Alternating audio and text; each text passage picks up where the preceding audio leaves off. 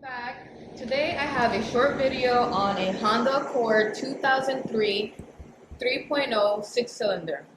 Now this video can apply to the year 2003 all the way to 2006, and it will also apply to Acuras of around the same year, the TL or the TSX. You can also do the same for those cars as well, and this will be based on 3 things that you need to check when you have any problems with your AC. It's very important that you check these three things first. Before you go replacing and spending money on an AC compressor, these 3 things can be beneficial and might save you a lot of money. So try them first before you go to a more extreme level. The first thing that you might want to check, it's quick and simple. You might want to get a screwdriver or anything that you can stick inside the valve to check the pressure. So let's go check it out.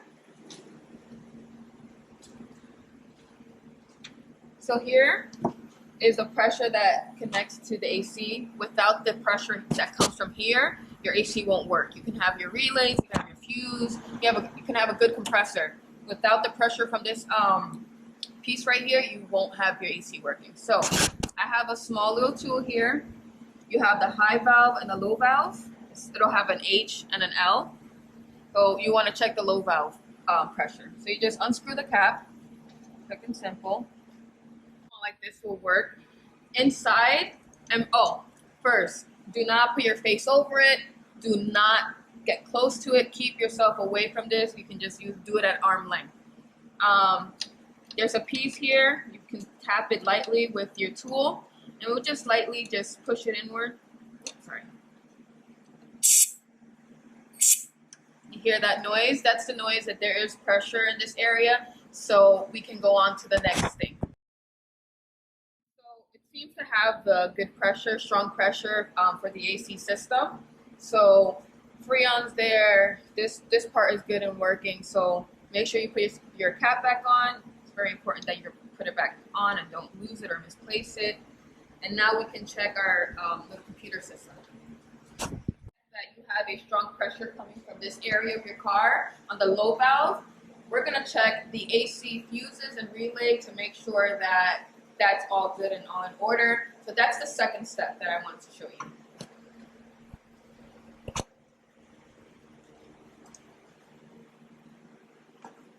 So here we have the fuse box for this Accord. You just gotta push on those clips. I have nails here, so give me a second. Okay. So as always, your car is gonna come with a map of where your fuses and relays will be. I like to just match it up to how it is. I mean, that is the point of it. So here we're gonna find the fuse and the relay. So here you need to find the little snowflake, and that would be this little relay right here. Now remember, you can have the car running and you can tap it on a little bit in order for it to it'll maybe work after you tap it. As I was saying, you can tap on it while the car is running, and that might, fix your AC. You never know. So you can try that first before replacing the little piece. Next off, we have the fuse. It's the 7.5. On your map, it would be this here, the MG clutch 7.5A, and that'll be this one. Okay, so you can always, use your little fuse remover and replace it that way. But in this car, I discovered that the relay does need to replace, so I'm going to show you how to do it really quickly. So here I have the part for the new relay. It's the Intermotor brand. So like $11 part, not too expensive. The part number would be RY302. RY302. And you don't even need much. You can use a plier of some sort to be able to grip onto the relay, not too tightly, but gently. Gentle enough that it doesn't break, but enough for you to be able to tug it out. So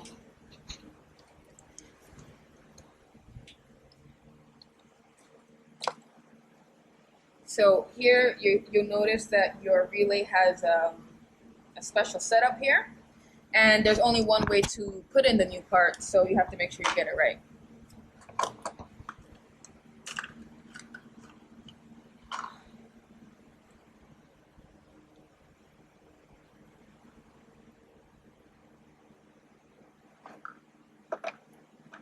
Okay, that was nice and simple.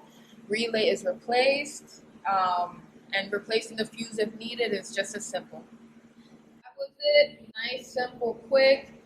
Those were the 3 things that you want to check before resulting to replacing your whole AC compressor, which is really expensive. It was to check the valve pressure. If you don't have any pressure, your AC is not going to work at all. Then you want to check your relay and your fuse. Today we replaced the we replaced the relay. It was super quick, super simple. Anyone can do it, and it's very inexpensive to do before trying something different. So thank you so much for viewing and stopping by. Please like, share, and subscribe. I look forward to showing you more.